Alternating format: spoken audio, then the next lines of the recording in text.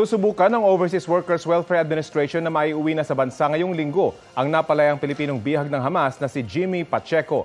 Ayon yan kay OWA Administrator Arnel Ignacio, ibibiyahe rin daw nila ang pamilya ni Pacheco sa Maynila para masalubong siya pag-uwi ng bansa. Matatanggap din daw ni Pacheco ang full range ng benepisyo mula sa OWA.